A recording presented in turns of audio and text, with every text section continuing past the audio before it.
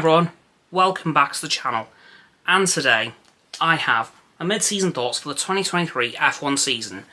And well, I'm going to briefly rank all the teams so far in my opinion on how they've done this season. And well, I'm going to start out number 10, surprise surprise, it's AlphaTauri, and frankly, this could end up following the Constructors' Championship, we'll wait and see. So yeah, number 10 is AlphaTauri. Yeah, their season so far has not been good. They have only scored 2 points this season. They, of course, very quickly got rid of Nick de Vries, which in my opinion is a bit unfair. Of course, I have talked about that a lot in detail, so I will not discuss that again much. But yeah, I don't think they should have got rid of him this quick.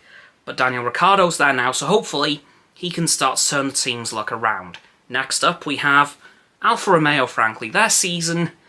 oh god. They've done pretty good in some qualifying sessions, but when they get to the races, they just fall flat on their face. That's the only way I can describe it, really. Yeah, not good. Now, next up, Alpine. Alpine. They've still got the reliability issues of last year. Massively. Like, they've had so many reliability problems this year, it's unreal. Including 2 double DNFs, granted, one was for damage, and yeah, it's just been a bit of a mess, really, for Alpine, so hopefully they can change their luck throughout the rest of the season. Next is probably a bit of a shock to some people, but probably not to others. In number 7, we have Ferrari. Wow. Like, after last year, I thought Ferrari was starting to come pretty good. Like, they definitely made a lot of improvements last year, but it seems that this year they've kind of forgotten all the improvements they made last year and have kind of gone back to 2020 Ferrari.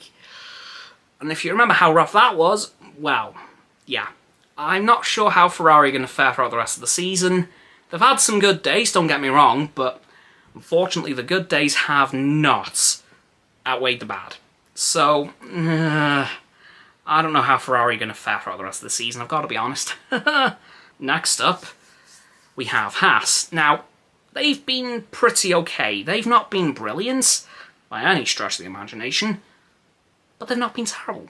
They've been pretty alright. Like, they've had some very good qualifying sessions and some pretty decent finishing results, but nothing spectacular.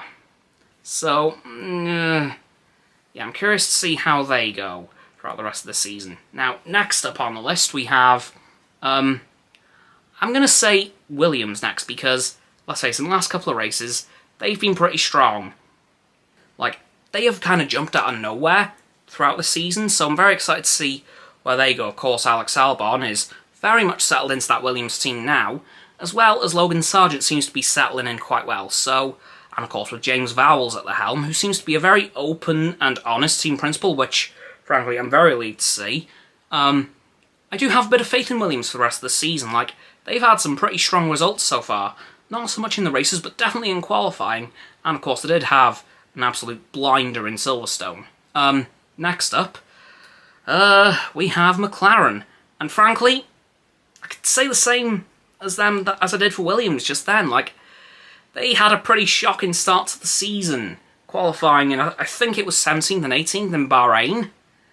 And now they've got 2 podiums in a row with Lando Norris. Now, Oscar Piastri has come painfully close to his first podium, and I do think his time is coming for that, but not yet.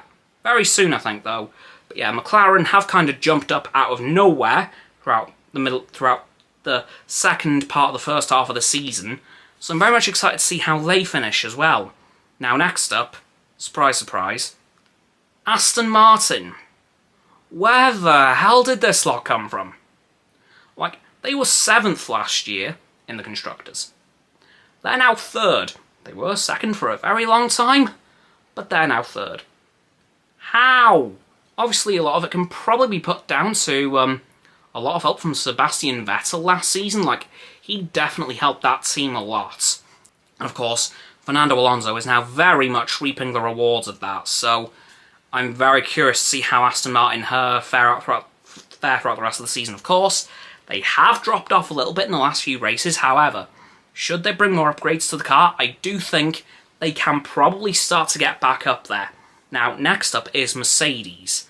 Now, don't get me wrong, this slot started out the season pretty rough. They, of course, kept the zero-pod design from the W13, and they kept with that for a good while until Monaco, at which point they thought, no, this is not working. So they brought back traditional, normal side pods, and that seems to have helped them a lot. Of course, it hasn't brought them up to Red Bull, although at this point, who can? Because, of course, number one is Red Bull. Like, they have been on fire this season. Like, both with Checo and Max. Checo to a lesser extent, because let's face it, in the last few races, he has had some issues with his car. Like, I don't know what's happened there, but it's not been fun to watch.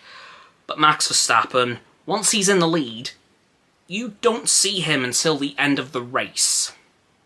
He is quick.